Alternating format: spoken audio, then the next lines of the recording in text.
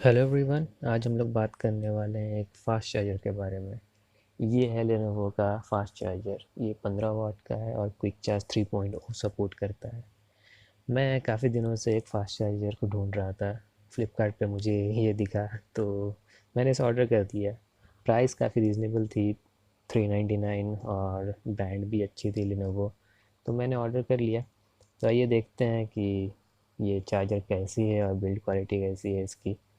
तो आपको डब्बे के अंदर देख सकते हैं एक चार्जर मिला है जो कि ब्लैक कलर का है। और बिल्ड तो काफ़ी ठीक ठाक लग रही है, मुझे अच्छी है बिल्ड।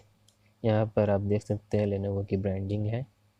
और यहाँ पे आप देख सकते हैं इनपुट एंड आउटपुट डिटेल्स दी हुई है यहाँ पर। आप चाहे तो वीडियो को पॉज करके आप देख सकते हैं। बिल्ड क्वालिटी तो अच्छी है, पर ये चार्ज कितना अच्छी करती है ये तो बाद में ही पता चलेगी जब मैं इसे यूज़ करूँगा।